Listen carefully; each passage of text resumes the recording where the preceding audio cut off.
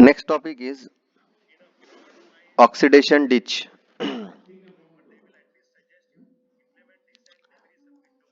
ठीक है, oxidation pond हमने डिस्कस किया था। उसी तरीके से और एक होता है ऑक्सीडेशन डिच। ठीक है, when the land is costly. Oxidation pond में सबसे मेन बात क्या है कि हमें लैंड की जरूरत है, और लैंड छोटी मोटी नहीं, काफी बड़ी जमीन की जरूरत रहेगी। ऑक्सीडेशन पॉन्ड में क्या करते हैं, हम जस्ट एक्सकवेशन करते हैं और एक पॉन्ड की तरह से वहां पे सीवेज को कलेक्ट कर देते हैं, उसमें उसका डिकम्पोजिशन हो जाता है। सेम, और उसकी वजह से हमें क्या मेन कॉस्ट उसके अंदर काय की लगने वाली है, मेन कॉस्ट अपने लैंड की लगने वाली है। ठीक है, तो in case when the land is costly and it is not feasible to construct oxidation pond or other sewage treatment units, the oxidation ditch method can be economically used. तो ऐसे सिचुएशन में हम क्या करते हैं कि ऑक्सीडेशन डिच प्रोवाइड करते हैं जब लैंड की कॉस्ट वो ज्यादा हो, या तो फिर और दूसरे जो ट्रीटमेंट यूनिट्स, सीवेज के जो ट्रीटमेंट यूनिट्स हैं वो प्रोवाइड करना फिजिबल नहीं हो रहा है, तो उन सिचुएशंस में हम ऑक्सीडेशन डिच प्रोवाइड करते हैं। होता क्या है ऑक्सीडेशन डिच, अभी आएगा आपके सामने। The oxidation ditch mainly consist of N extended aeration type of activated sludge process. देखो ये क्या है, ये एक एक्सटेंडेड मेथड है किसकी, एक्टिवेटेड स्लज प्रोसेस की। एक्टिवेटेड स्लज प्रोसेस हमने डिस्कस किया। एक्टिवेटेड स्लज प्रोसेस के अंदर जो काम होता है वही काम आप बोल सकते हैं कि ऑक्सीडेशन डिच में भी होता है। In this the sewage is aerated by the mechanical system. ये सेंटेंस इंपॉर्टेंट है, इससे आपको समझ जाएगा कि ऑक्सीडेशन डिच में हम क्या करते हैं कि सीवेज को एरेशन प्रोवाइड करते हैं, मीन्स उसके अंदर हम एयर को ऐड कर देते हैं। किसके जरिए से, by using the mechanical mean. Mechanical systems हम यूज करेंगे, मैकेनिकल डिवाइसेस यूज करेंगे, जिसके जरिए से एरेशन उसके अंदर होगा, सीवेज के अंदर। और एरेशन होगा इसका मतलब उसके अंदर ऑक्सीजन ऐड होगी। सीवेज में ऑक्सीजन ऐड होगी मतलब माइक्रो ऑर्गेनिजम्स को ऑक्सीजन अवेलेबल हो जाएगा। ऑक्सीजन अवेलेबल हो जाएगा इसका मतलब वो ऑर्गेनिक मैटर को किल करने के लिए कैपेबल हो जाएंगे। ये एक सिंपल सा प्रोसीजर है। The oxidation ditch consist of, अब इसका कंस्ट्रक्शन किस तरीके से होता है ऑक्सीडेशन डिच का। It consist of a long continuous channel, usually oval in plan. इसका जो शेप होता है ना वो ओवल शेप होता है, इस शेप को हम कहते हैं ओवल शेप। देखो ये जो शेप बन रहा है ना इसको हम कहते हैं ओवल शेप। ठीक है, the length of the channel is about 150 to 1000 metre and width of 1 to 5 metre with depth of 1 to 1.5 metre. ये याद रखना है आपने। इसकी जो लेंथ रहेगी नियर अबाउट 150 से 1000 मीटर इतना होता है, विड्थ 1 to 1.5 मीटर तक के, और depth 1 to 1.5 metre. The channel may be earthen with line sloping sides and line floor, or it may be built in concrete or brick with a vertical wall। ठीक है, इसकी जो lining वगैरह हम कर सकते हैं, लाइनिंग कंक्रीट लाइनिंग वगैरह आपने स्टडी किया होगा।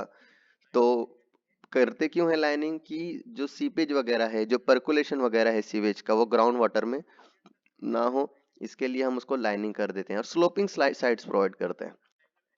द मैकेनिकल एयरेशन डिवाइसेस, ये देखो यहाँ पर ये एयरेशन रोटर लगा हुआ है डायग्राम में, यहाँ पर ये रोटर लगा हुआ है जिसकी वजह से एयरेशन होगा सीवेज में।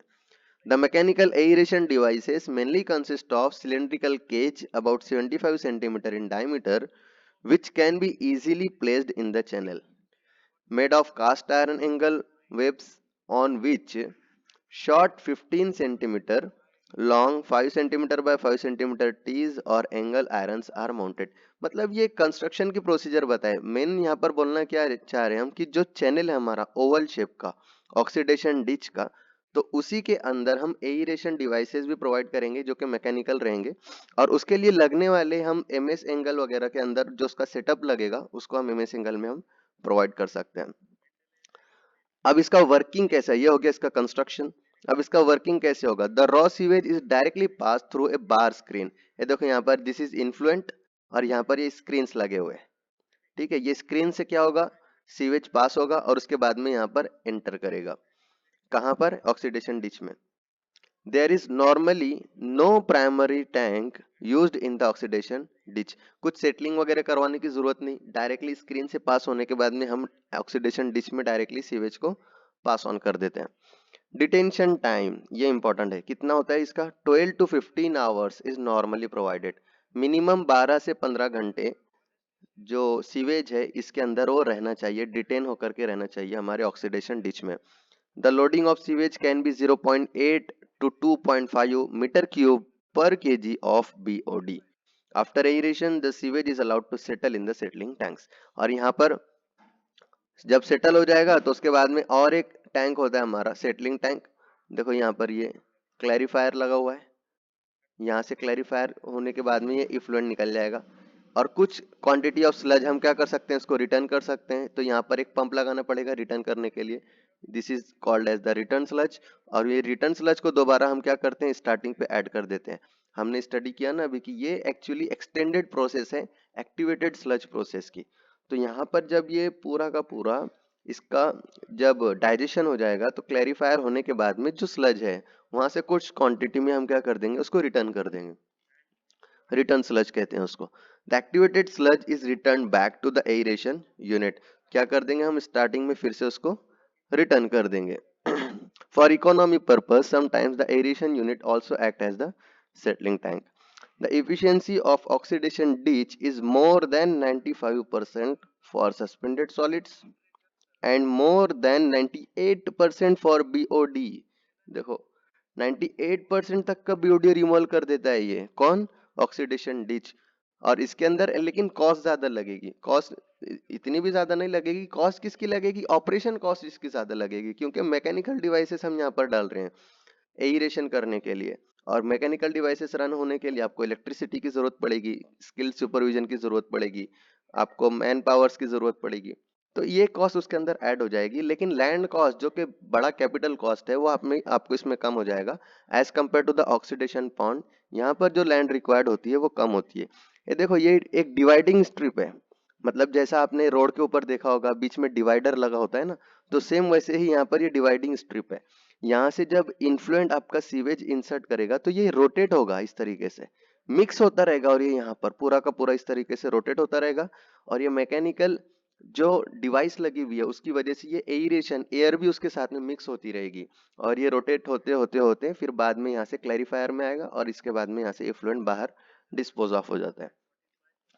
इसकी इफिशियंसी सस्पेंडेड सॉलिड्स को रिमूव करने के लिए मोर देन 95% है और बीओडी रिमूवल करने की इफिशियंसी मोर देन 98% है। These ditches require about 4.4 kilowatt per kg of BOD present in the sewage.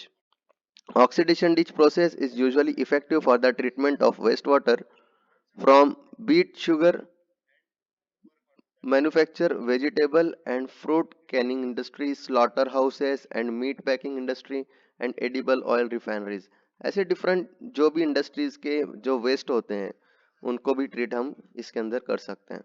Small project for disposal of sewage for a colony village of about 3000 population. जो छोटे छोटे गांव होते हैं ना तो वहां पर नॉर्मली ऑक्सीडेशन डिच को प्रोवाइड किया जाता है। ठीक है, so this was all about oxidation ditch. ये डिफरेंस है, आपने इसको याद रखना है, ऑक्सीडेशन पॉन्ड और ऑक्सीडेशन डिच का। देखो ऑक्सीडेशन पॉन्ड के अंदर का detention period near about 10 to 15 days है, इतना ज्यादा टाइम तक के आपको रखना पड़ेगा। और ऑक्सीडेशन डिच में ये कितना हो गया, सिर्फ 12 to 15 आवर्स। ऐसे डिफरेंट पॉइंट्स है, आपने उसको याद रखना है। ठीक है,